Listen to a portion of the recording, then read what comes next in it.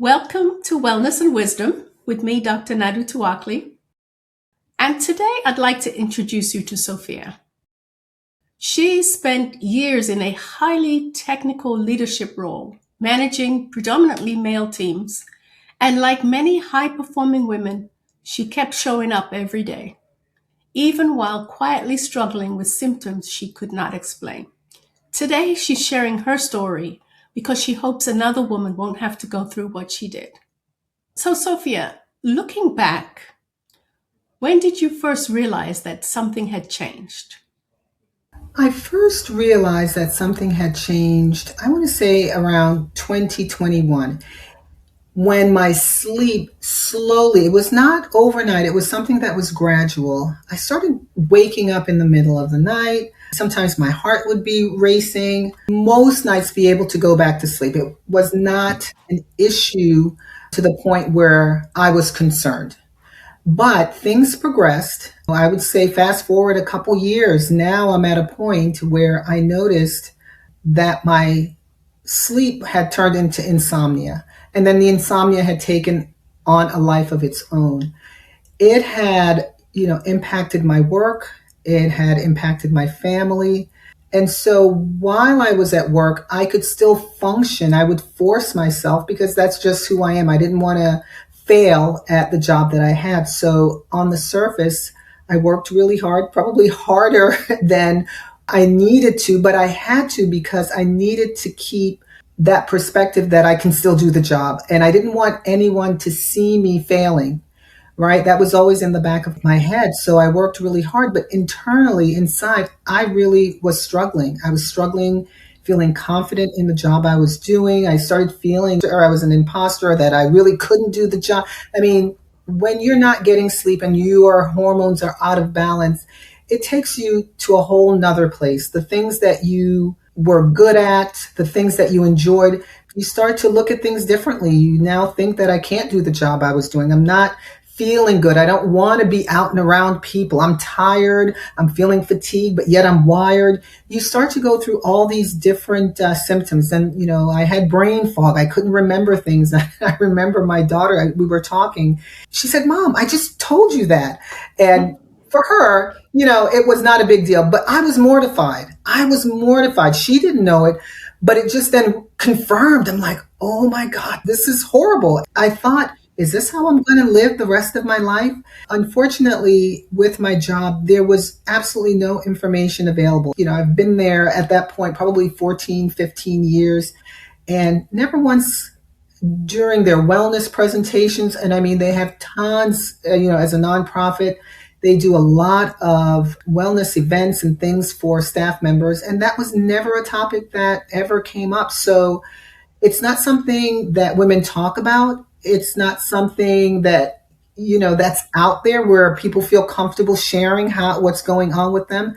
So we just kind of suffer in silence, honestly. And that's what I was doing. I was in survival mode. I wasn't thriving. I was just surviving. It just reached a point where I just said, I can't do this anymore. It is way too hard. And I decided, without ever telling anyone really the real reason behind why I was going to retire, and I put my notice in to retire. Was I ready to retire? No, I really was not. I felt like I had no other choice because my health was at risk, and I did not want to, for all the hard work that I did, I didn't want to be at the job and be forced out because, either management thought I wasn't doing a good job Or performance. I did not want that to become an issue. So the next best thing I thought was leave on your own terms. Leave while you're still, you feeling as though you're in a good place. Don't burn the whole house down. So I decided to retire, and I So let did. me ask you, I did. as a woman of color managing highly technical teams, did you feel you had to work even harder to prove yourself? Oh, Was that absolutely. part of why you were trying to keep the game face? Absolutely. Absolutely. I saw others and how they were treated when they couldn't cut the mustard, if you will.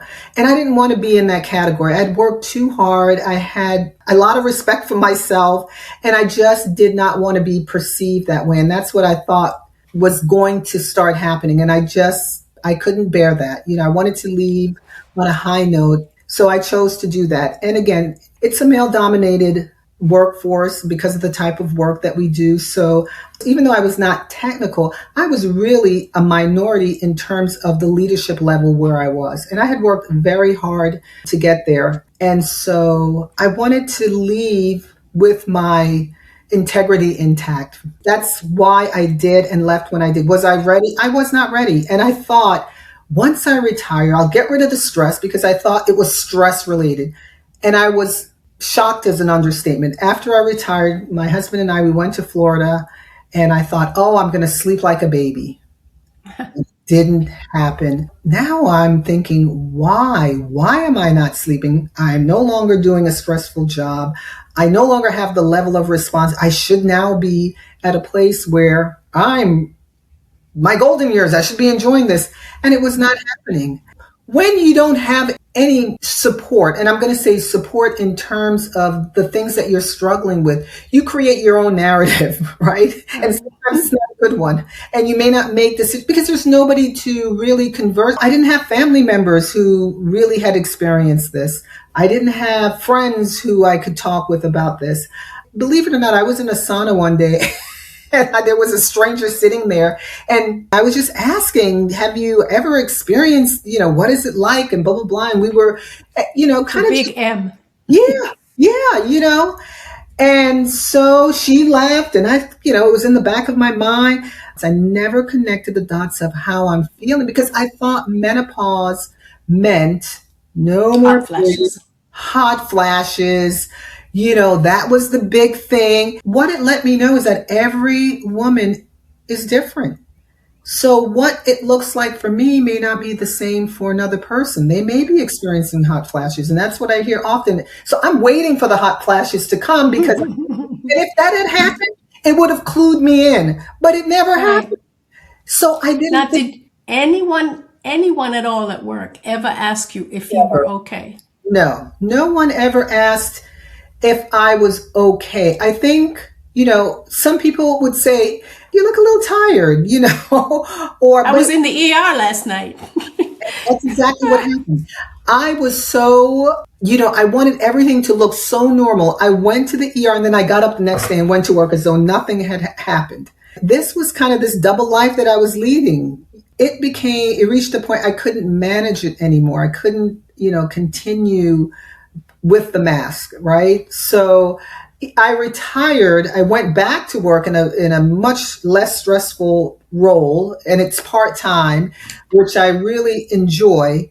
But the job itself being the level that I wasn't ready to leave, but I felt like I had to leave in order to preserve my reputation and my integrity. I didn't want anyone thinking I was the crazy one. Sophia, she was crazy. I don't know what happened to her. She was in the corner crying. We came and we found her.